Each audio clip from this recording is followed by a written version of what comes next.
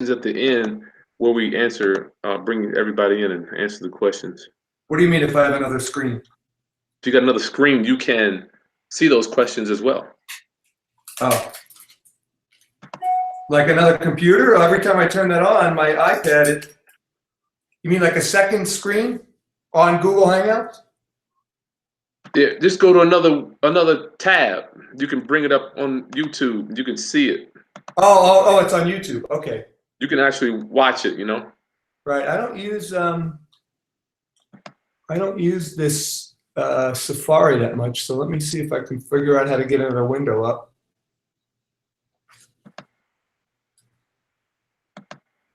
Hey class, welcome. It's Chris Haskins with the realestateroundup.com. Thank you for joining us. We are getting our technical difficulties down as usual. Come on in, Shamon, if you will. People still saying Shamon, or am I too old? Is that making me look old? Be right back. All right. Are people saying Shamon still? That was back with what was his name? Chris. What was the comedian? Chris Tucker.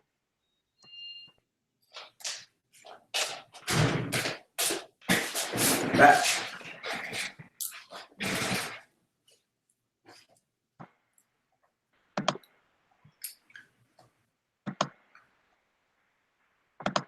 I can bring up my Firefox window, and you can watch it. Just pause it when you bring it. Do the YouTube from that. So you'll send a link out? You don't have to. I mean, I was just saying if you wanted to see the questions, that was all. Okay. Yeah, well, how do I get to it? Just go to my channel. Go to YouTube, type in Chris Haskins. I'll be right back. Okay. All right.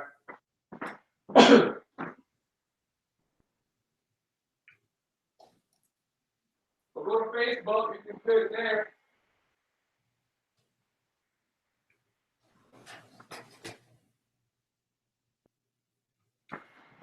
If you go to my Facebook page, you click on the link there too. I got the one, private lenders. Yeah. Chris Small. If you go to my Facebook page, you click on the link there too.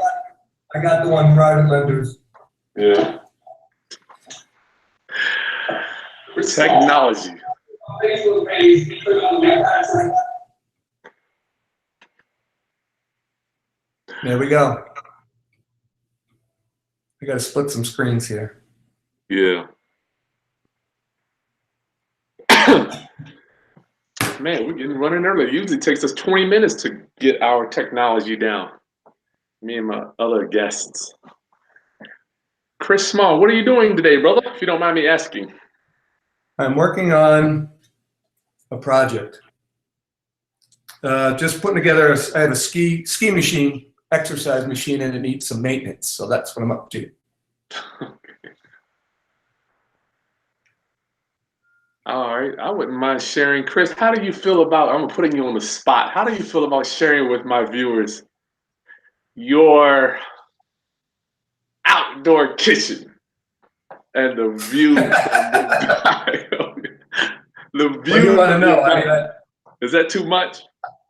No, I could show them some pictures, but I'm not really prepared, and we didn't talk about that, but I can definitely do that next time. Or I mean, I'm not mobile I'm on my desktop, so if I was on my phone, I'd bring you out there, but no. I'm saying, what do you want to know? What do you want to tell them? Well, usually takes a few minutes for people to get on. We've got 30 people on now. Okay. Do you have a picture you can do screen share on your computer? You got a picture there that's something you can snap? I think it would be cool to. I got plenty of pictures. How do I go about screen sharing? I'm not versed with that just yet. So what do you want? How do I do it? I mean, I have them in my iPhoto albums. Hell, I could just put. We'll do it next time. I could just hold my phone up to the camera. I mean, that's low tech, but I can do that. It just popped in my mind, man. I think that would be a nice opener, you know. Okay, all right, stand by. Let me. Your outdoor kitchen costs more than my. Completely. Yeah, we're gonna do low tech. We're going to do low-tech sharing, and that's just basically holding my phone up to the camera. So stand by a minute. So I think you want to see the kitchen itself, the outdoor kitchen. And then the views, if you got one for the views. Yeah, I'm working. Oh, there it is. Okay, this is a good picture. All right, here we go. Let me see what I can do some feedback here. Oh, man. Is that working for you? I know I'm a little drunk. I'm moving around, but that's the Wow. outdoor kitchen. That is nice. That's a panoramic view of the backyard. It's real. I live in Albuquerque, New Mexico. For you, those who don't know, and yeah, so just some scenes of my backyard. It's kind of amazing. Yeah, very nice. I never tire of it. I bet. All right, class. Thank you for joining us. Thank you for joining us. Let's get rocking and rolling. Today, I've got a special guest with me today. I've been trying to track this man down for months, trying to get him on the camera. I wish I could tell you how hard it is to get these interviews down because everybody's busy. I'm busy. I don't know how many times I try to get Chris. Camera shy. Or yeah, some people don't even want to be. You know, I did my accountant a few weeks ago, Chris. She made me put the camera on the camera on the desk. Kind of like this. Hi, my name is Chris. She didn't want to be on camera, so I got all audio, no video with her. Was there is she wanted by the law or something? She's just like, man, I don't want to be on camera. You know, I can't tell you. A lot of people don't like that, Chris. Yeah, I get it. Sorry for not looking directly at you. I'm working on this project, as I said, but I'll go ahead. My full attention whenever it's needed. Yep, I'm going to introduce you. I'm getting rocking and rolling. Class, please give me a thumbs up. Thumbs up in the optimization button, in the YouTube channel here for the optimization purposes. And when you ask a question, make sure you put your name, because some of you got some screen names that I just can't even understand. Paul J, get mine to put your name in there. Welcome, class. Today, in my mission to raise your financial literacy, I have with us today Chris Small, one of my private lenders. We've been doing business for just about a decade now, and it's been an honor to know this man. Chris, welcome. Thank you. Thanks for having me. Yeah, give me a little. Huh? I said, do you want me to say more than that? You're gonna have to ask me some specific questions because I'm not leading this thing. I know. Just give me a little background on you, Chris. Give us a background on how we met and stuff. Go ahead and we'll take it from there. Sure. Okay. Chris and I met probably in 2002, I believe, at a real estate investors group. I had just been stationed at Langley Air Force Base and was looking to venture into different aspects of real estate investing. I'd done some before. I'd done some private lending in Arizona when I lived there, and was looking to, do some part-time work in real estate investing. So I met Chris at and we went from there. We did a couple of deals, buying houses, partnering together, basically. I brought the money, he brought the knowledge and the skills, and we flipped a few houses together. And that led to lending and, just getting creative in different ways we could use the skills that we had to synergize them together. Nice. I moved away from Virginia in 2010. I was restationed in Albuquerque, New Mexico, where I am now. And Chris and I still do business. I do some private lending with Chris, and he's basically the only person I do business with now. And I fund some of his rehab projects and purchases and things of that nature. Yeah, I appreciate you for working with me too, Chris. Yep. How many you got on now? How many people you got? 3? 35. It's 35. Cool. Class, you better have some good questions for Chris, because it's not very frequently that you're going to meet a private lender. And I want to make sure you understand what a private lender is. I'm going to talk about that right now. While I am talking, I got to make sure I ask. You got to ask for the sale, right? Subscribe to my channel, class. Subscribe. Do you like my brick, Chris? Yeah, it's pretty cool. Why are you using something so heavy? It seems like a lot of work. You should be using a simulated brick. You know what? This is a great conversation piece. This thing has gotten me 21,000 subscribers in the last year, brother. Sweet. Good for you. So private lending is going to be where we deal with ordinary people like Chris, like your next door neighbors, your friends and family. We deal with ordinary people. We use their capital to buy and flip houses as opposed to using the bank. I have not done a bank loan since 2008, I would say, and I don't care if I ever do another one because private lending is the way I've chosen to run my business. Chris, you want to give us what brought you to real estate? What made you curious about doing real estate in general? It just seemed like a good way to make some money doing it on the side. I was I was active duty Air Force for quite a few years, so I was looking at supplementing that, and it just intrigued me about taking things that were in not so good shape, rehabbing them and selling them, providing value to people, and making money at the same time. So yeah, that's how I went about it. Okay, great. Good. So let me give you, I'm going to go over, before we get to my prospectus, I want people to understand how private money works, Chris. I'm going to bring in my screen and show the little. I got another screen up. Hopefully I'll be able to see it.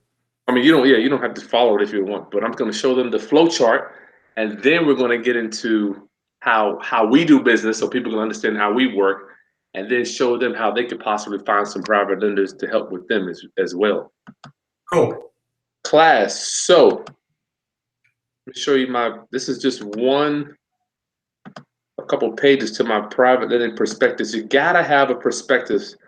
A prospectus is nothing but a presentation where you're going to meet these people to borrow money. If we look here, this is our page. This is just one of the pages. Here on the left, we've got our flow chart, which we show our lenders. The private lender is going to be Chris. He's the investor. He brings the check to closing. He gets 3 documents securing his investment. You'll see him right here. He gets a deed of trust, promissory note, and an insurance policy. He is the bank. Chris is the bank when you're talking about private lending. We purchase the property. We do a complete remodel. Oops, sorry about that. The next step in our flow chart is our lender receives 7 to 9% when the property sells. We do no payment loans. The interest accrues while we're holding the property. And then when we sell the property, the lender gets paid back at closing. And that has worked out for us over time. Chris, what makes you want to why is it doing business with me something that you would choose to do in this stage of your life? What makes it reasonable? Yeah, I got you. Well, primarily because we've done business before, there's an element of trust there. I know you know what you're doing. You're not a newbie who is just starting out and is going to make a lot of mistakes. You've gone through that mistake process. And so bottom line is the return. I'm making 9% in an investment that I feel very comfortable with. In fact, I use my IRA. You probably don't want to get into that, but I'm using my IRA to fund those loans with you.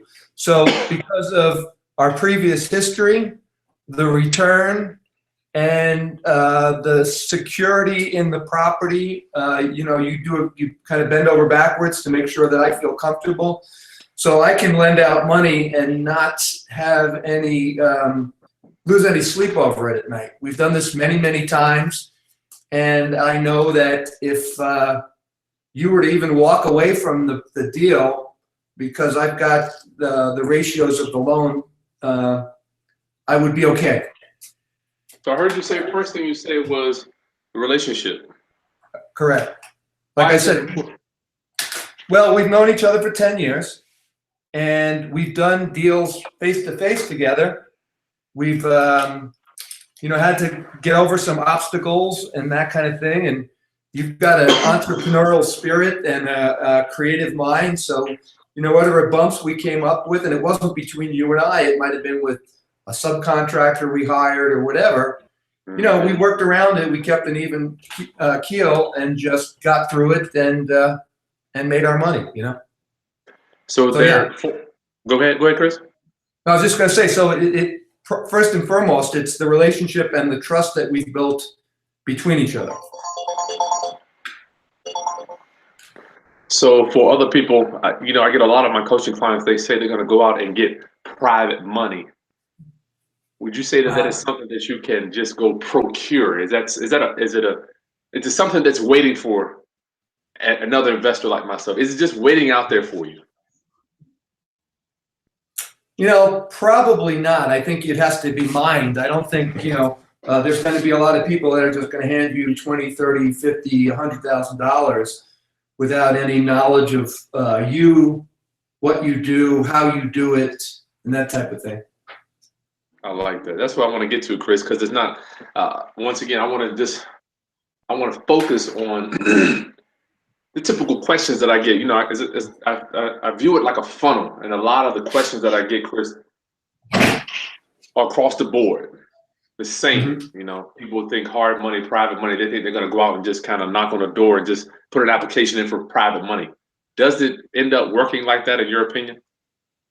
Well, no, it doesn't for me. Like I said, like I've indicated before, you're the only person that I'm lending. I've had people come and go and disappoint me and make me chase after them for my money and things like that. So no, there's a lot of skepticism out there, as it should be. I mean, and you as the borrowers should really kind of have your act together, know what you're doing. Just because it's somebody else's money doesn't mean you don't have, you know, you shouldn't pay it back if something goes wrong. I mean, it is a promissory note that you are signing. You're promising to pay. So if you want to do good in this business, you're going to have to, you know, do what you say you're going to do, basically. Even when times get tough, you should be, you know, figuring out how to repay the loan and things like that. So that's why it's good to have courses like, I know Chris puts on a lot of, a variety of different things on how to become more experienced in real estate investing and kind of learn from his mistakes and the mistakes of others to minimize those losses. Would you say, Chris, in our relationship that your money is treated better than whatever capital that I have into the deal that we do? For sure. And that's one of the reasons I do that. So I'm sure you've all heard the term skin in the game. Chris has got skin in the game before I bring my money to the table. So he's going to lose before I lose. And so I like that, you know, trust but verify type thing. But again, that contributes to my ability to sleep at night without having to be, you know, constantly contacting him and asking him for status updates and things like that. We're at the point now where I basically, you know, send the money once I'm satisfied with the property and the security and his plan. I just send the money, and you know, he sends me pictures as a courtesy just to show me what's going on. But for the most part, I'm not really concerned. Yeah, and I'm starting from the beginning, Chris. I don't want to. I know you and I are here, but I want to make sure I explain to our viewers. Yeah, relationship. This is God, man. If I was talking to somebody earlier. If I lost all my crap that I have, if I just had this, my relationships, Chris, that would help me rebuild it all. You know, build it up again for sure.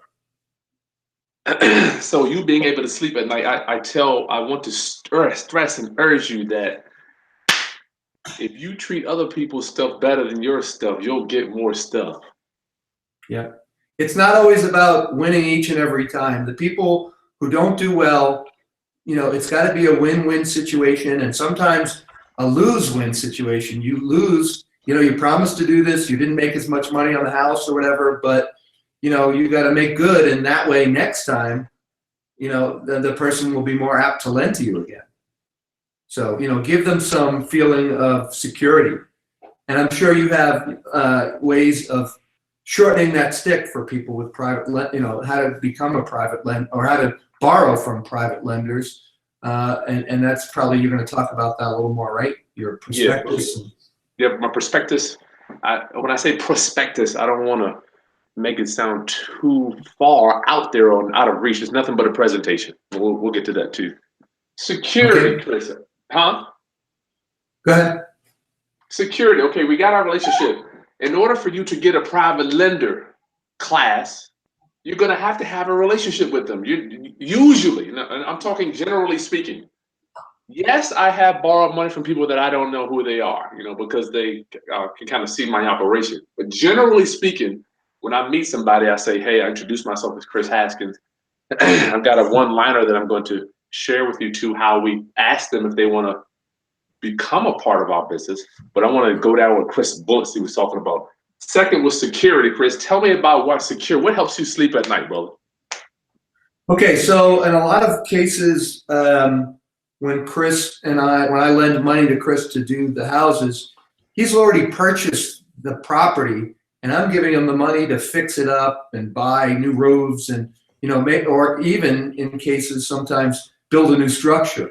So if you were to walk away from the deal and not call me back or not do anything, I could go in and then take that property and sell it for at least what I have into it. So loan to value ratio, LTV, is a important part of that. For our viewers that don't understand that, just give me a quick picture of that, Chris. You don't have to get into first, second, third. Just give me a quick picture of that. Of the loan to value? So Yeah. Just let's say numbers. Let's just say Chris will go out and purchase a house that he's going to rehab for, let's say, $75,000. Chris has $75,000 into this property. He comes to me and he wants to borrow, let's say, half that, $35,000 or $40,000 to fix it up. These are made up numbers. They don't really always come out this way. But so I'll give Chris that money because he's got a deed for the property and he owns that property outright. So if he were to walk away and default on the loan, I could then go and sell that property for, even at a bargain. Let's say he paid 75 and Chris has got it for a bargain. He's got it for less than what it's already valued at because that's what he does. He chases down deals. But, I could then turn around and sell it for 60 and get my $35,000 or $40,000 back, quite simply.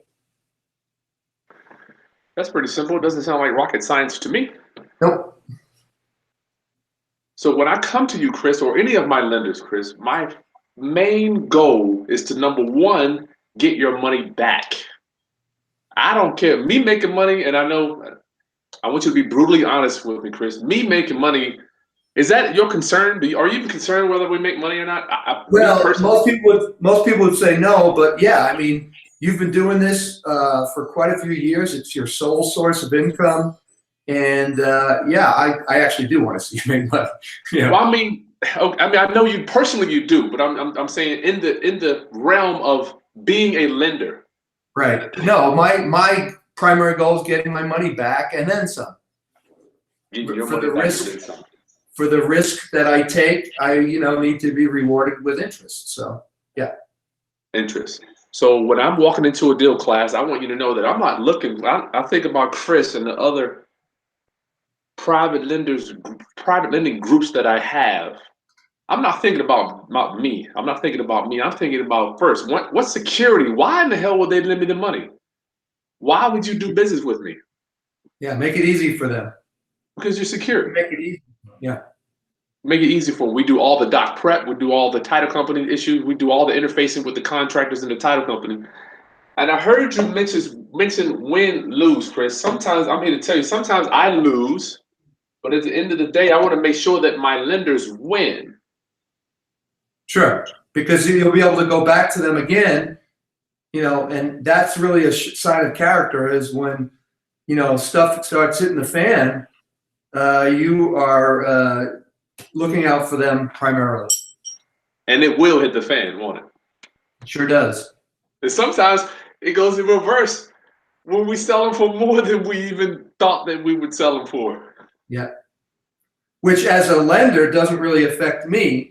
When we partnered together, that was a great thing. But as a lender, I'm not partnering with you. I'm just merely giving you money and you're giving me money back with interest. So that doesn't change. And it's good for you when you make more money than you expected. And we have made more money previously than expected when we partnered versus lending borrower situation. I think it makes it a little cleaner too, because your profit is set. We know you're going to make X. Yep. Good old X. Huh? Good old X. I don't mind X. I can sleep with X. Yep. So sometimes I want you to know, class, Chris wins and I lose. Guess what? Chris doesn't know whether I lose or not. Well, I may tell him personally, but it's not up to your lender to determine whether you lose or not. They don't give a hill of beans about you. They want their money back. Yep. So you need to walk into talking to a lender. How can I serve you? What makes you sleep at night? What kind of deal do you want to come into? As opposed to looking at a lender like, how can you help me? People don't want to hear that shit, man. And you might have to pay more or make less on your deals initially until you establish that rapport with the people so that you can, then get better terms. Yeah. Chris, would you say that I personally treat your capital with the utmost of respect to make sure that it gets returned to you as quickly as possible? Yeah, and quickly is more concern for you than for me because I'm making my interest. So there's a lot of times where, if I was new in the game and I was worried about my money, of course I'd want you to pay me back. But now that we've done this so many times, if you don't pay me back, let's say we approximate the deal at 6 months. If we're at the 9-month point, I'm not really that concerned because I'm still making my money. Now, I'm more concerned for you because you've got money tied up. And, of course, the faster you turn the deal around, the better off typically you're going to make. So, I'm not concerned about my money coming back of late because we've done so many deals together. Gotcha. Before someone that's coming in there, that's going to be paramount regarding the communication. Yeah, I would say if you're seeking out private lenders and you're new in the real estate game and you're flipping houses or whatever you're doing with it, I would over-inform your lenders. I would be every week giving them a status report or something like that, to the point where they would tell you, okay, I don't need that much money information, but more is better initially anyway, because think about that guy you've got $50,000 of his, and it may be a large amount of his net worth. And if you're not keeping him informed, you might not be able to borrow from him again. That's a good point. It was the third thing you said, relationship security. What was that third thing you said, Chris? It's a lot of name. I don't remember. That's cool. Sorry to screw up your 3 main points of the deal. I do what I can. Okay, so what happens, Chris, if I disappear? I say, you know what, forget Chris, forget you, I'm leaving town, or the house burns down and God forbid. Tell me how do you sleep at night regarding knowing that stuff?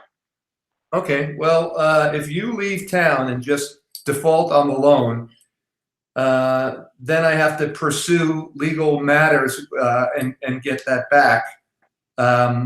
If it burns down, I am named on the documents. Not only am I provided with title insurance, so that's in case there's any problems with the title, like when Chris bought it, it actually wasn't owned by the person that sold it to Chris. That's title insurance, and I have title insurance. So if something like that were to happen, I'd be covered. If, let's say, the property burns down, Chris has hazard insurance on the property, builder's insurance on it, that would cover the structure, not the land, because the land is not going to be destroyed in fire.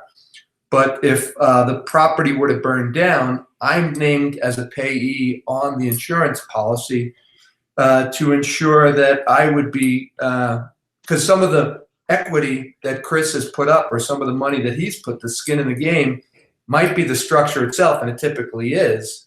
It's not just the land value. So I need to be covered in that perspective. And if the house were to burn down and we were to just walk away, the insurance company would then pay me the money that I am insured for.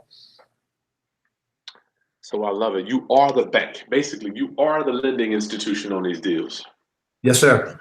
Actually, my IRA is in many of these cases, and it's a different entity than I am, but for all intent and purposes in this case, yeah, I am the bank. Gotcha. So you are the bank. Okay. So something happens to me, you liquidate. So basically, you're going to win if I pay you interest. And if I disappear, you're going to foreclose on the house, Yeah, take it in back. some cases, depending on that loan to value ratio, it may even be more prudent for you to disappear, or that kind of thing. I can make that happen. Don't dig a hole on me, dog. Come on, dog. No. That is true, and that is the position you should put your lenders in, and more so than less, especially earlier on in the game, until you establish these relationships with these people. I love it because the good book says I'm an amateur on the good book. It says he gave. I'm like, Chris, the more I give, it's like The more you receive. The more I give, man, I meet people like you, and then I'm bringing my money to the game. Let me ask you, for people out there that have no money to put into the deals, Chris, is that something that you would be interested in doing? They don't want to bring any money? In my point in life and things, I've got a retirement and I've got some funds. I would say no, because I just don't need the money enough to be stressed out to do that. They've got to have something else. So you say money, and I'm sure that you go into collateral and different types of collateral in different courses and things like that. So cash and collateral are two different things. If they had a boat that they own outright, or probably not a boat, because a boat can disappear, but other properties, equity in properties, things of that nature that they could pledge, that might be something that would interest most lenders, maybe not myself, but other lenders, yeah. But still, I mean, okay, with collateral still means that they got something that you can seize. But if we had to take a snapshot of, once again, of a typical, generally speaking, of a deal, you would want your borrower. Yes, skin in the game. I want the borrower to have skin in the game. So in my opinion, I'm not seeing any 100% deals from lenders. And I'm not even advising that to my coaching clients, Chris, because I just don't think that it's fair to the lender to be all the way out leveraged like that, at the beginning at least. Yeah, especially with people who are not versed in real estate investing. I mean, we do deals and, you estimate the costs, and sometimes they're 30 to 40% more. And then you got people stealing your copper, and you got this, that, and the other thing, holding costs. So yeah, there's a lot of unknowns out there that could screw you up. And yeah, you shouldn't borrow 100%, because it's not good for you either. You're probably not, as the borrower, you're not going to be sleeping at night either. Look for the deals that, there's a lot of latitude in there. And, and if you're going to make 50,000, you only make 20,000. Okay. But if you're going to make 20,000 and you lost 10,000, that's not good. So yeah, good point. It's it's weird. A lot of people think that you're going to make 20,000 on a house, but how quickly, Chris, have we seen 30 turn into 20, 20 turn into 10, 10 turn into negative Let's 5? break even. Yeah. And the more experience you do, the less you make those mistakes. And you've been doing this. Well, I know you 10 years, and you've been doing it before that too. So a lot of wisdom comes with that, and education. The things that you're putting out now, you're shortening that stick for people, that learning curve, so that they can again profit from the mistakes that you made, and you can give them that wisdom. So yeah, that was the third one here. Yeah, that was the third one, Chris. Skill. That was the third one. All right. Skill. Yeah, thank you. You got me. Skill, experience, maybe experience, skill / experience. We'll call it, because I think it was experience. Now that you mention it. Yes, experience. So for people that don't have any experience, Chris, or are starting to get into that, what advice would you give them? You know, everybody wants to. I mean, now that I didn't even understand what private money was till about 2009. They want to get private money, but they have the skill and experience to borrow it as opposed to using the hard money, which is going to give them the second eyes opinion. Well, obviously, hard money is going to be, easier to get because it's not really based on experience. It's based on the value of the property alone, probably. And the money is given out in small increments to ensure that the property is improved. And the money is going into the project, not, paying off other bills or doing whatever with the funds. So what was your question again? My question is for a new borrower using private money. Mhm. Because they don't have the third one down here, the skill and experience that we talked about. Right. Say they did have a private lender that's going to lend 100% or whatever. Would you recommend them using private money, or possibly, the reason I'm saying hard money is because hard money has second eyes opinion that's going to look over the deal for them and make sure that they don't lose, as opposed to them borrowing a private person, which a private person doesn't have any type of second eyes opinion. Yeah, obviously, borrowing private money is going to be cheaper. So I would go that route if it was me.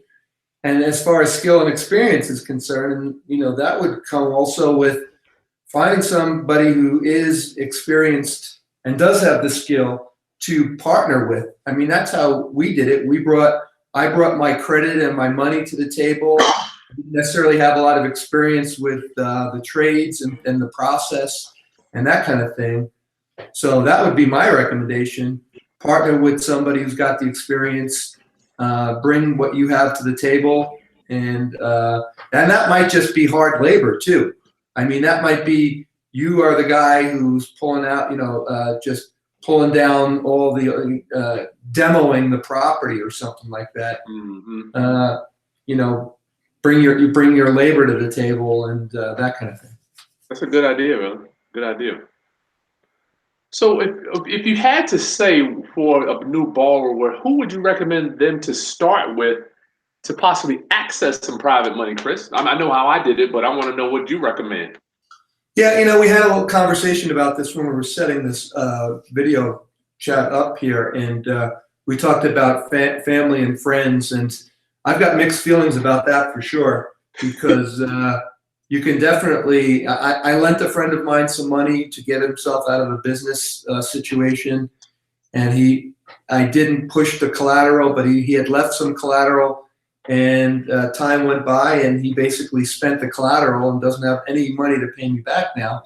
And it was an interest-free loan. It was something that I was doing. So if you borrow from friends, be prepared to say what you're going to do, because it's very easy to lose friends and family members. I'm sure a lot of people have lent money to family members only to find out that they didn't pay it back either on time or at all, and that severs the relationship. So real estate groups, if you feel comfortable with friends and family, just make sure you know what you're doing and have some backup plans to to make good on the money.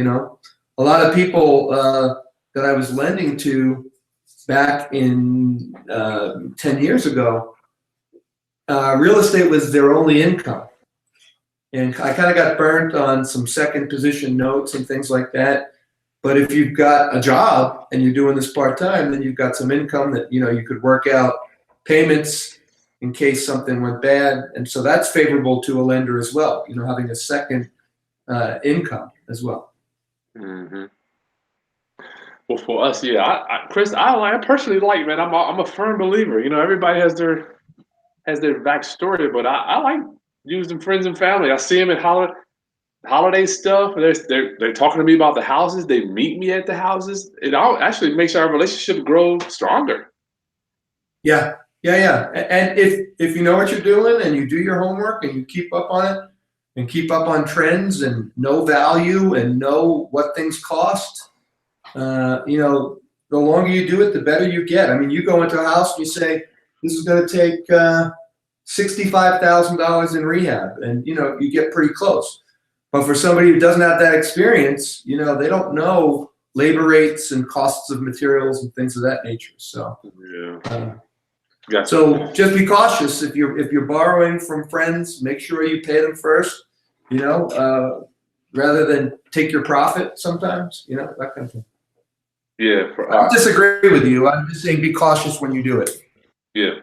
You know what, man, Chris? I remember back when I was starting out, I had a lender, a bank that you remember, Union Bank. They would loan me 80%, and I'm like, how am I going to get this 20%? I just racked my head, or I just couldn't figure it out. Crack that nut per se. And I told myself, dude, if I ever met people that were going to invest in my company, I would treat their money with the utmost respect, man, and would pay them back on time. Make sure that it's all working well. I just made a dedication to myself, brother, and it has worked for me, you know.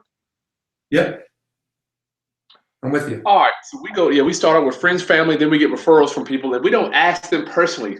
If you don't remember anything from this training, remember this line here I got from my boy Scott Jelinek. Don't ask people, do you want to invest with me? That gives you the opportunity to get rejected, right? I don't like rejection. Most people don't like rejection. I don't know about you. So when I go to talk to people, I just say, hey, listen, do you know anybody? Mr. Smith, do you know anybody that's interested in getting a 6 to 9% rate of return on some capital secured by real estate, some of my real estate flips? I'm going to repeat that. Do you know anybody that's interested in getting 6 to 9% rate of return backed by real estate? They want some of my real estate deals. That gives them the opportunity to say, do I know anybody? Well, they can vote themselves in. They can say, well, you know what, shit, I want to do it. Sure. So that's worked for me. Well, this has been cool, Chris. Let me see what questions we got, brother. And my prospectus, Chris, how important do you think it is for a borrower to have a prospectus? They walk in with a presentation when they sit down with you, show you what the hell they're doing. How important is that? Well, I'd say that's pretty important because it can show the experience, previous projects, perhaps. And where you stand, your experience, and things of that nature. So, probably a pretty good idea because you're anticipating a lot of the questions, probably. And to me, that shows some forethought. It's not just like I'm going into this thing half-assed and going to take your money and hopefully throw it at the wall and make some money at it, you know. Well, the thing is, let me ask you, do you enjoy doing business with people that are prepared and that have taken some time to put together some type of presentation for you? Of course. As opposed to somebody not smoke and mirrors. It's not that, you know, as long as the presentation isn't BS, you know. Well, you know, people come to me all the time with deals every day. And I'm like, okay, I'm asking them questions and they don't even have that down. I'm like, send me over something. Send me over something that you did. Mm-hmm. Yeah, we've come into a pretty much an informal way of, you know, when you have a deal that you want me to fund, you know, we've come into kind of a standardized way of you conveying that to me to see if it's something that I'm interested in. So yeah, having as many anticipated questions and information ahead of time definitely goes a long way. So before we get to our questions, I'm just going to share one more time, class. I'm going to share with you how I procure, if you will, private lenders. So we've got my private lending prospectus. It's 30 pages about roughly. And it starts off, the first thing you need to tell your people is we offer private mortgage lending. What's in it for me? Everybody wants to know WIFM. What's in it for me? We show them bank CDs, what's that's performing at, and then we show them, remember you had the flow chart there. And then the good thing about it is we break down, we show them a difference between if you've got 50,000, 8.5% a year, you're going to make 4,200 a year, as opposed to a CD, which is only paying 3%. But the main thing that sells you is your breaking down. You can see we're going to give you, on my perspectives, we've got 4 or 5 houses that we've already done. This is a short one here, and it shows you purchase price, repairs, your private loan, what it's going to be, your percentage, the APR that we're paying, and then before and after pictures. You got to have before and after pictures. And even if you have never done a house, at least you can tell your lenders, hey, this is what we plan to do. This is Hey, that house looks familiar. Which one? Go back, upper left, before the red one. Oh, you see, Chris. Talk about one of our problematic properties. That was one of them. You remember this one? Oh, I didn't put I don't know. Anyway, before and after. Those are real life pictures, is what I'm telling you. Yeah, Chris, properties we together. Yeah. I never thought that would pop up again. That's cool. You gotta have a perspective. Some of them we've bought and sold twice, right? Didn't we do that with one property? We bought it, we sold it, we bought it again. It's amazing how real estate is, right? So I'm going to give you a special discount today. Anybody wants my private lending prospectus, it's in the video description. Go down there and get it. I'll email it to you along with a snippet from one of my private lending boot camps. Yours today. You're gonna get it for half price today. Right in there in the description of the video. Questions. Let's get to the questions, class. Let's do this. Questions you guys have for private lending. Chris, thank you for your time, brother. I know you're busy. No worries.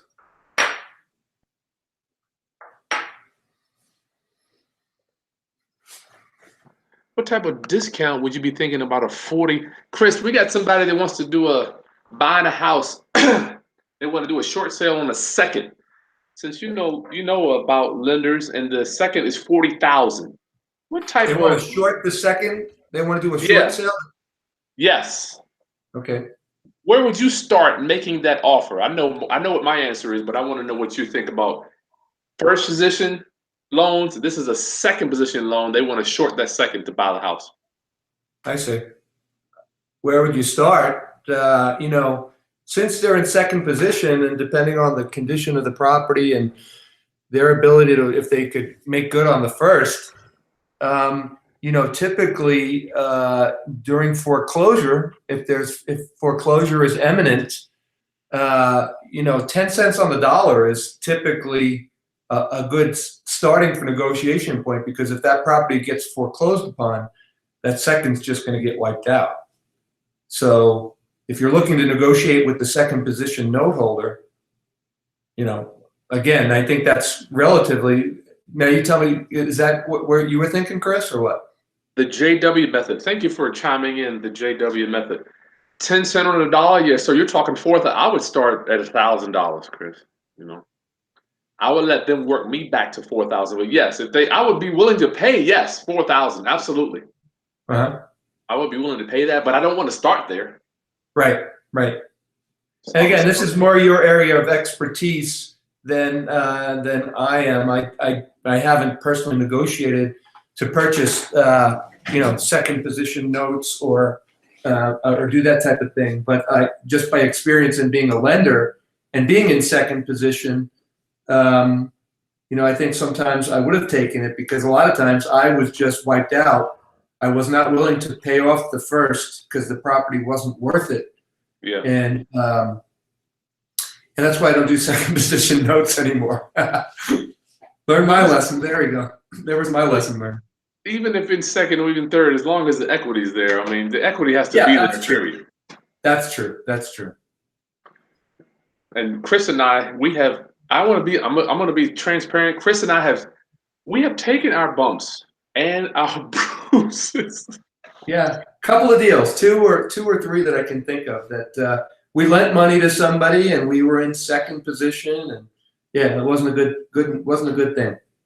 But not only that, I'm just saying to say that, class, you're not going to win every time. It's if you're out here doing houses, you try to plan, but things happen and you have to adjust, and then we make sure Chris is happy at the end of the night. Even if he does have to take a little bit of a discount, we still want to make sure he's ahead. So he'll come. The main goal is to keep coming back to the well, to the golden goose. Got to be able to come back to you. And the only way you're going to do that is if you keep these people happy. Kelly, you got an awesome deal. Okay, you got a deal. You can sell your deal. No income. All right, any questions you got here? Kelly's got so much stuff. I can't even, good gracious. San Francisco. What's up, Ken? Rami. Hey, Jessica, Richmond. Lakia, what up? What up? Yeah, Kyle, get your questions answered now and don't try to email them over later after the thing is over. What does he want to see in the prospectus? Okay, Chris. Kyle wants to know, what would you like to see in the prospectus, Chris? I think we went over a little bit of that. You want to reiterate that? Sure. What I'm looking for is just some of the basic numbers. Like, okay, so Chris, what are you doing? What is it? Is it a rehab? Is it a new build? That type of thing. What is primarily, what is the value of the property as it sits? What is it going to take to fix it up? And what do you plan on selling it for? And the comps to support that. Gotcha. Chris, So, have you ever asked for my credit score?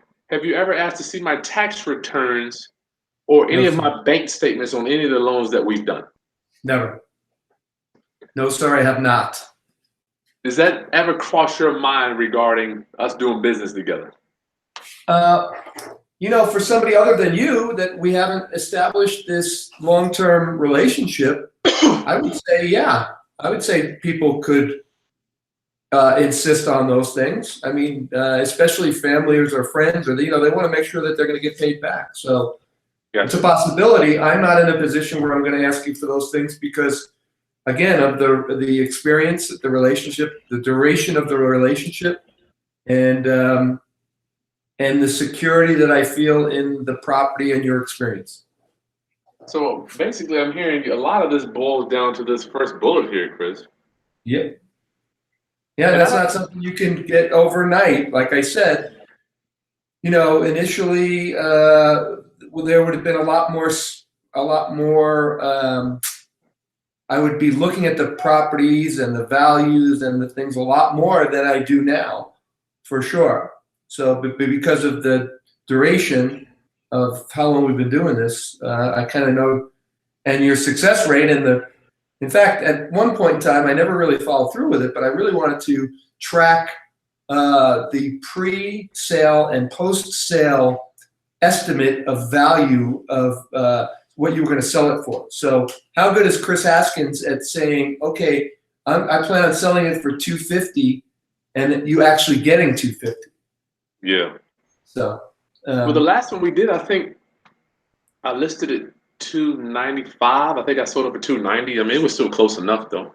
Yeah. And sometimes, there's motivation to take less and get a done deal and move on to the next one. I'm not suggesting that, but it's just another factor in how good is Chris Haskins at estimating the different inputs to this formula. The fix, the purchase. The purchase is pretty straightforward, but then the sell and the expenses involved. Gotcha. Yeah. And just take my name out in class and put your name in. How good are you at doing that? But once again, I got to go back to this, Chris, because I'm like, in this instant mobile society where everybody's in the bathroom taking a pee, doing this, driving a car, doing this, which I can't stand, but I'm learning to embrace it. I'm not, from today forward, I will no longer get mad when I see two couples at dinner looking at their cell phones without talking to each other, Chris. I've made a vow to not do that. They could be talking to each other via text. Yeah, right. Okay. In the same house, right? I'm like, my wife's like, can you do, I'm in another room. So relationship in our society that we want everything so quick, online dating and all this stuff, every mobile dating, this, to me, in my opinion, or unless, you're the expert on this stuff. Would you say relationship is going to be paramount? Of course. Goes without saying. Yeah, and it's not going to happen overnight. Like I said, we've been at this for 10 years. And yeah, it's not going to happen overnight. But yes, critical. Now, class, relationship wise, take people out to coffee. How do you build rapport with people? Okay, fortunately, one of my superpowers is being able to build rapport with people. When I met Chris, I don't remember the day, but I do remember meeting you at my RIA. I think it was in Yorktown. That is correct. At the library in Yorktown. Vaguely, I remember, but me and Chris didn't do business, the next week, the next day, year. It took us years of, we would go and get coffees, we'd do lunch. I can barely remember, Chris, going to see houses and stuff. The thing that turns me up the most is people who are soliciting from you. They get right to the point. They're looking to sell you this or do that.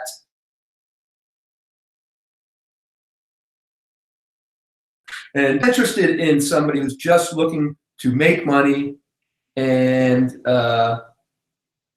nothing else. Cut to the chase. There needs to be some other perspective. And, we share things about our kids and all that kind of stuff. It's important. Yeah. Establishing that rapport. There's plenty of material on that. And it should be genuine. I'm not suggesting you become a person, who just does things to get ahead. I mean, it should be genuine. I mean, that's what making money is important because you got to pay your bills and things like that. But the relationships that come out of these things are just as important. And I've been to visit Chris when you used to live in Arizona. Chris has been to my house. Every time you come to town, we get coffee. I think doing business together kind of strengthens relationship that we have. Common denominator. For sure. So don't think you're going to just, private lenders is somebody you have made or built a relationship with. Don't think you're going to go out here and push a button and get private lenders. It just ain't going to work. Pole J, what up, New York? All right, what questions did you guys have? Make sure you give me a thumbs up, everybody that is here. I need a thumbs up from you. Wow, Kelly been in the business since 1995. Good God. Chris, what is the difference between hard money and private money lending? This is from Lakia. What is the difference? So again, private lending is kind of like what we've done. You've established that rapport and things of that nature. Hard money is much more expensive and is based solely on the deal itself. So typically a hard money loan is going to cost you 25% of the money you borrow over a 6-month period of time. So you're paying 12% annually plus 3 or 4 points. That's percentages of the loan. So much more expensive. You could probably get a hard money loan easier than you can private money, and it's going to cost you more. So it's going to dig into your profits and dig into your profit margin and your safety factor. What do you think? Does that sound about good? Yeah. So succinct. Basically, hard money is they just care about the asset. Like here, they want to liquidate. They don't care about you. They want to make sure you liquidate. They get their money back and they're gone. Whereas I got to get back on it because it's true. Private money, you're going to have a relationship with somebody. You ain't going to have no relationship with a hard money lender. I care less about you. And the hard money guys are going to sock it to you. They can't. One thing about private money is that the terms can change. Say, for instance, if I come to Chris and I'm losing my shirt on a deal, right? I thought I was going to sell it for $200. I had to sell it for $140, $160. And I say, Chris, I know I owe you $6,000 in interest, but would you take $3,500? What do you think somebody, if not Chris or my lenders would say, if we thought we were going to do X, but we can give you Y? As opposed to a hard money guy, they're not going to be willing to bend too much regarding changing the terms. I tend to agree on that, yeah, because they put themselves in a position where they're pretty secure, and it's going to mean more money to them to foreclose on you. They may or may not do that. I mean, I can't speak for all hard money lenders, but again, they're primarily in it for the business, and they're looking to get back what they told they were going to get back, and they've ensured that through the deal. I've only got one discount on a hard money lender in my career. and they don't do it. Hey, Oliver, what's good, buddy? Okay, Chris, Oliver Hester wants to know what is the normal length of the loans that you typically do, Chris?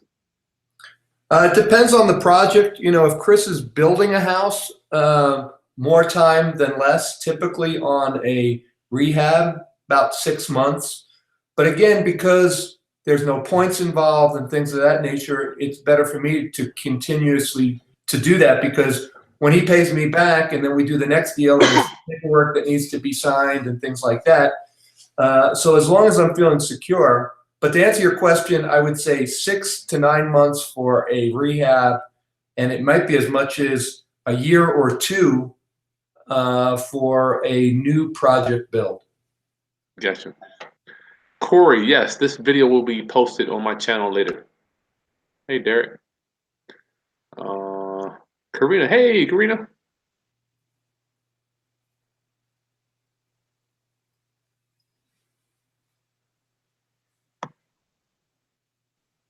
We got Brewski wants to know, are there deductibles with the insurance claim if I had to claim if the house got I'm presuming he wants to know if the house burns down, Chris. What type of deductible is that something that you get involved with? That is not anything I get involved with. That, I mean, it's builder's insurance, so if any deductible, of course. So again, I am covered for the amount of my loan. I'm not really sure. I don't think that there's a deductible per se they would pay. And if there was, that would come out of your end as the investor. Yeah, Brewski, I wouldn't be worried about a deductible on a $90,000 claim. I mean, unless you got a high deductible like 10 grand, you need to be having a $2,500 deductible or $1,000. That's something that I would pay, or they would just take instead of 90, we get 89, which that's not going to affect anything. Truly gifted. What if someone has cash but they're unemployed at the moment? Would you still loan to that person, Chris? Newark, New Jersey. What up? To a person, yeah, I would look at the numbers again. If I was covered, I would make sure though. One of the things I would make sure is, do you have enough money to complete the project? Because you got cash, you're gonna, let's say, buy the property, and I'm gonna give you the money to fix it. Is there enough to complete the project? Because the last thing I want to happen is you to get 90% of the project done and then fall short of $10,000 or $15,000 to do the last things that are going to make it ready to sell. So yeah, employment is less of a problem, but it's definitely a factor. Well, here's the thing I want to add to that, Chris. Once again, your borrower, I want Chris to take zero risk. I'm like a hedge fund manager. I consider myself a hedge fund manager. I'm hedging for all the people that invest in me, in my business. So I don't want Chris to worry about any of the bums. I may mention some stuff to him just to kind of in our conversation, because I want to, I just want to kind of share what's going on. I do that anyway. Commiserate is the word. Commiserate with Chris about what's going on with the project, but cry, basically. I don't want him to have any, like, Chris, you don't know. I mean, you don't know the problem. I might mention to you, A, B, C, D, but it's not like I'm not telling you how much. Well, I actually like hearing about the problems because I learned from that. You had a surveyor issue that time, and they were going to build a house, 5 feet smaller than what it should have been, and because it was in a flood zone. And I actually enjoy hearing the stories. It's not like he's just complaining to me. He's looking for feedback on what he should do, and he's also educating me. It's like, okay, that's one more thing you need to check out. Add that to the checklist. That's right. Who would have thought I'd have a shady surveyor? I mean, come on. Of all the people, uninformed surveyor. I didn't even know they existed. I should have went after him, Chris. I should have sued him. I just didn't have the energy. Yeah. Takes energy for sure. Kyla Dalton in the D. Up in the D, Chris. Hello, gentlemen. Does it matter what state that you're in? You would find lenders here in Detroit. Chris, does it matter what state the lender is in based on where you loan? I think the process is pretty much the same. What I'm thinking, are you saying that, getting investors from out of state, is that what they're looking at? Yeah. Or- Does the lender have to be in state, Kyla? Well, I'll give you an example. Chris is building and rehabbing in Virginia. I live in New Mexico. So that kind of answers your question. No, it doesn't really matter because the properties are secured by deeds of trust and things of that nature that are specific to the state in which the project is. There you go. The short answer is no. You don't have to be here, yeah. Well, only thing about it is, like some of my lenders, Kyla, the good thing about this real estate is every house is unduplicatable. Every house we do is unduplicatable. There's only one 567 43rd Street in Hampton, Virginia. One.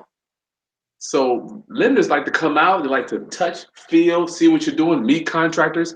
It gives them something to do too, for people that want to kind of get involved with the process. So real estate is unduplicatable. That's why I love it. Can't duplicate it. Every house is going to be different.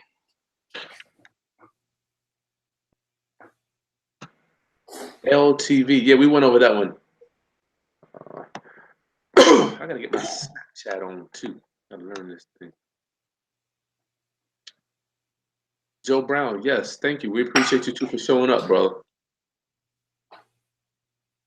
Bear with me, Chris. I'm still learning how to scroll down on this thing. No worries. Kelly's in Oregon. Hey, out there in Oregon. Would he loan you money? Oh, that's a good question. Brewski wants to know, Chris, would you loan me money if this is my very first deal? Not at the rates that I'm lending you, and it would be strictly like a hard money loan. Like I would have to assess the deal and see what the loan to value ratio was, but most likely not. I really don't want to lend to somebody. I don't want to be their practice money, Me neither, Chris. I don't even, yeah, man. I mean, obviously, I get proposed every day, different people. I'm like, my first question is, how much money are you putting in? Period. Yeah. I don't even care if the house is worth 100,000 and you buying it for 10. If I got to put the whole 10 in, then I'm not interested. What are you putting in the deal, my brother? Bust out another 1,000. Daniel, what's that?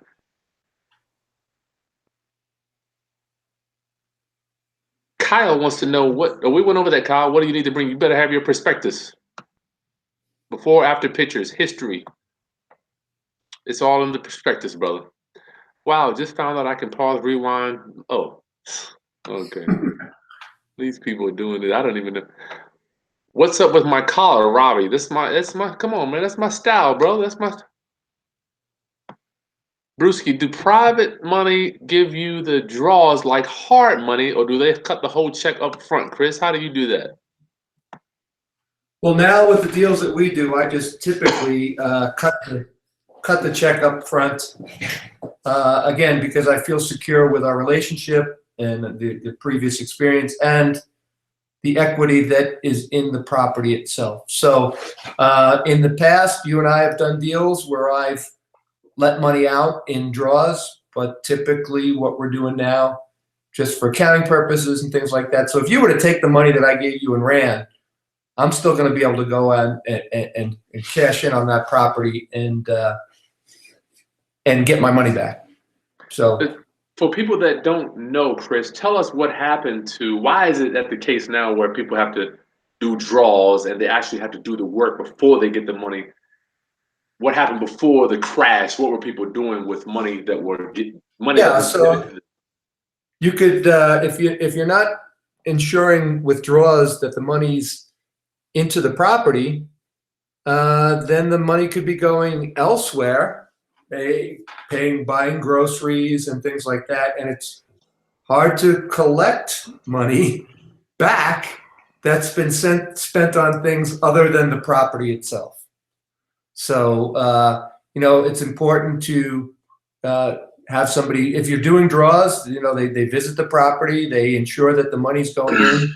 You've got a discrete point in time and percentage of the project that's completed, so that the roof is on, the trusses are in. There's a very discrete, and so if you had to go back and take that property back, that value is in the property versus on the borrower's table for dinner and paying his credit card debts and things of that nature. I have seen that too, my brother. Or paying for the last deal, paying for the last deal. That's right. Yeah. Well, what happened, class, back in 04, 05, 06, when the real estate was going like a rocket up, I'm telling you, people were borrowing these hard money loans 100%, 110%, and they were going out spending the money on cars and clothes and vacations. And then the lenders got wise and they said, you know what, you do all the work, then we'll reimburse you for the roof after you pay for the roof. They really messed it up for the guys that had integrity like myself.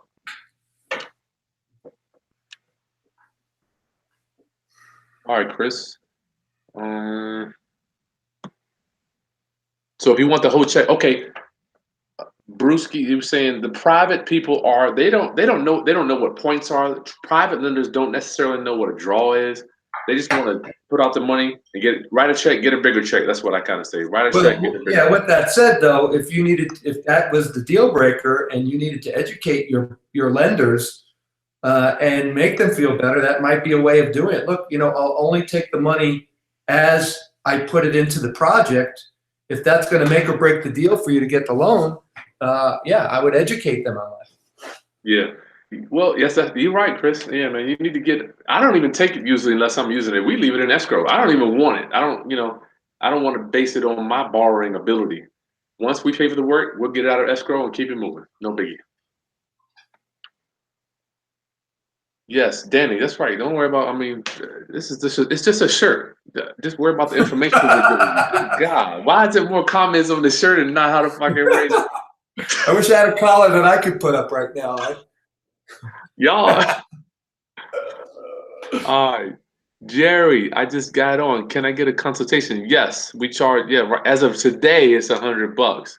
Send me an email. Oh, Jerry, my email is Chris buys houses at gmail.com. Right now, it's $100, Jerry. I don't know how long it'll be at that. And if you do that, you get the prospectus. I'll give you a discount on a consultation too, to how to fill it out.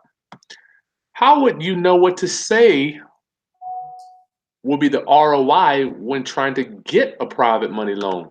Good question, Chris. That's a good one. What type of ROI do we get on private money loans? Well, it's pretty straightforward. It's whatever interest rate you negotiate. So return of investment is pretty set forward in a private lending thing. So are they looking for an actual number? There you go.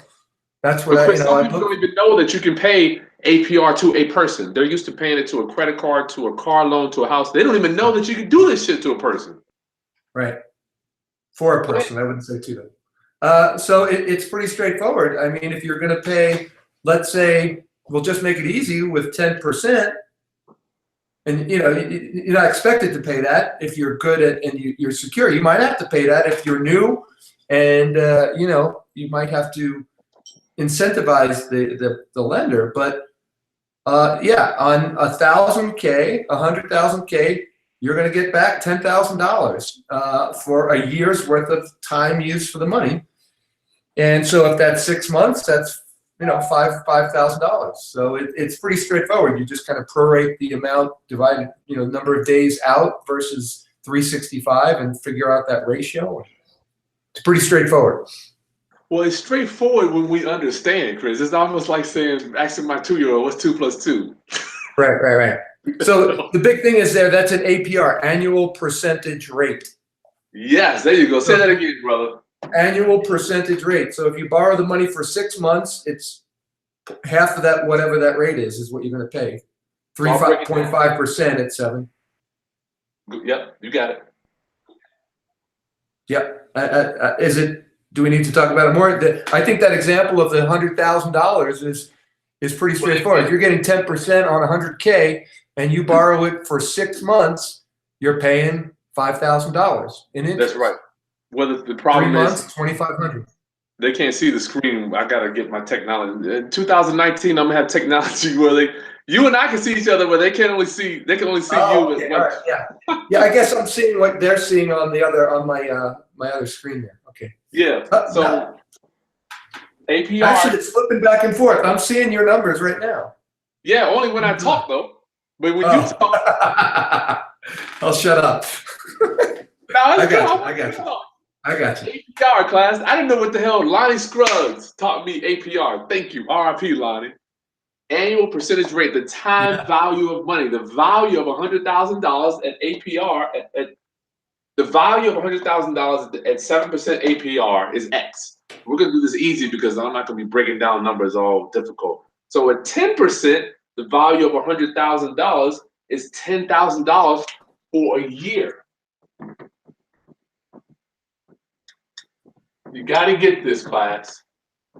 This is so important. It's crucial because we're doing what? 6-month loans. So if you borrow $100,000 for 6 months, means you're going to chop this in half or divide it by 2, be $5,000. So that'll be your interest. And yes, this is how it works. This is how your banks work. This is how they make money.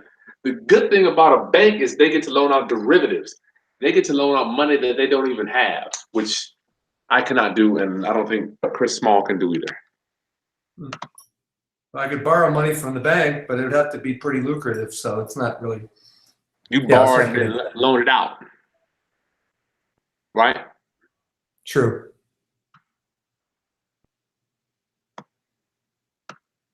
Now we got questions coming in. Y'all messing with my shirt. Y'all better get off my shirt. Start worrying about this money.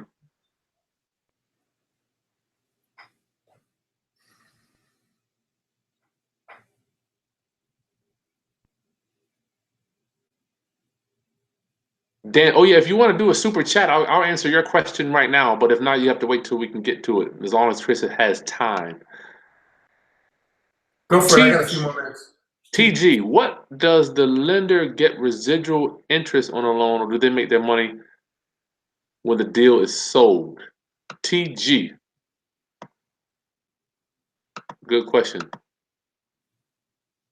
So it's all up to your terms. Remember, we said terms are completely 100% negotiable on private loans. So we pay when we sell the house. Look, interest is accrued. Remember, I showed you, if you rewind, you can see the prospectus, how that works.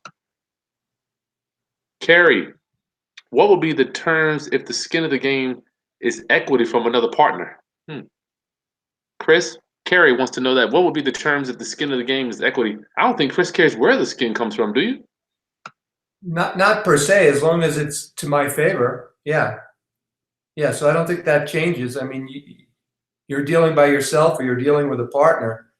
If that skin of the game is cash that bought the property and now you're looking for money to fix it up, it doesn't really matter where it's coming from. I concur, sir. Gotcha. Yeah, we don't care where the money's coming from, as long as it ain't coming from me, right? Coming to you, yeah, or in your favor. Yeah, if I'm the lender, if Chris doesn't care where the hell you get it from, I wouldn't think, unless, yeah. Unless it's pledged to the property and in senior position as me, then no. Yeah, you're not gonna do that deal anyway. Right. You keep missing my live feeds. Rod, you need to get on my email alert. You got a 700 credit score, Rod, but no income. No income. Good God, we got to get you some income before you think about buying a house, my brother. Can I receive a loan from anywhere to obtain property? I'm looking for under 40,000. What do you think, Chris? The guy's got no income. And what does he want to do? Want to go get some income first. I don't know. What does he want to do? I don't understand the details. He's looking for a loan to buy a house under $40,000. To flip? To what? Oh, yeah. Do you want to flip it, Rod, or you want to buy and hold it? I don't know. You got to be very, very detailed because we don't have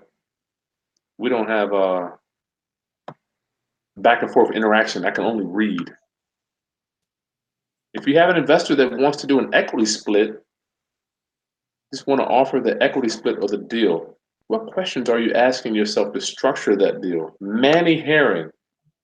So I guess that's for me, Chris, because you're not doing any Yeah, equity splits. right. Manny, we'd have to deal with that. Yeah, man, that's going to be. I do. Okay, class, if you don't know what an equity split is or equity share, that's where we'll buy a house and I'll give the seller X amount of dollars on the back end when I sell it. And that would be per deal. Usually we only do that if the seller wants more than I can pay, and I don't even want to even mess with those anymore either. Or they'll owner finance it to me and we'll pay them on the back end. Chris, Danny wants to know, as a private lender, would they lend to properties with more than 4 units? I don't think it makes a difference. I know that's a criteria for, lending and getting residential lending versus commercial lending in the bank industry, but I don't think it makes a difference to a private lender, or it shouldn't, as long as the numbers make sense. Yeah. Gotcha. Some people may be adverse to having, personal adversity to, investing in multi-unit properties. I can't speak for everybody, but I wouldn't make a difference to me as long as the potential to get my interest in my initial investment back. Yeah, it's irrelevant, right? As long as Yeah. the numbers make sense, I would say. All right, Chris, I know you got to roll, man. I got to be somewhere at 2:30. Class, listen, thank you for Chris. Words of wisdom for people that are looking to get into borrowing private money. Give us some outgoing thoughts, my brother. Closing thoughts. Yeah, just kind of reiterate those things we talked about initially, and that's building that trust, looking out for the other person, and realizing that it might not always be a win-win situation. You might have to suck it up and take a loss so that you're back again to play again the next time. Gotcha. Good point. So basically, I'm hearing you say we have to think of the other person first. I mean, that's just life in general. That's what, a good lesson to live by is, put yourself in the other guy's shoes for sure. It's not all about you. That has really helped me succeed, Chris. And you know what's weird? Every time I call you, well, let me ask you, when I call you about a deal, right? This is a good question. When you're looking at something that I'm bringing you, do you have to question that it's going to be something that you're interested in or not? I don't mean do you have to question. Obviously, you're going to look at it, but is it a doubt in your mind that I have not pre-screened it before it even hits your table? Right. No, it isn't, because of this is your livelihood. This is how you put food on your kid's table and pay the bills and things like that. So I know you're not looking at this as a social venture or just something as a hobby. You're looking to make money and make it work. And so, yeah, I mean, you're right. I obviously look at the numbers, but I also know that you've done a lot of that legwork to figure out, like, why would you buy a deal that you're not going to make any money on? So I'm already assuming that, there's enough profit in there for you to make what you need to make and me to get my interest and my money back. Gotcha. Class, if I could leave you with that one thing, don't take deals to people that are good for you. Take deals that are just going to be slam dunk, home run deals for them. When I'm bringing a deal to Chris, I'm like, Chris, look, this is what you're going to get paid, X. This is how you're going to make your money. No problem. And the more deals you do, and again, you've got to pay your bills and put food on the table, but the more deals you do, the more experience you'll get, and the better off, the better you'll do at that. You'll be able to estimate more, make more money, figure out where the pitfalls are, and that kind of thing. Gotcha. Chris, class, one day only. You can get the prospectus get my private lending prospectus / my private lending presentation at the description below. Today only. That price is for today only. Thank you, Chris. Signing off. Hold tight. I gotta take you out. Okay. Class, you are 1 lead away from your next house. Chris, I'll talk to you soon, bro. All right. Take care. All right. Peace.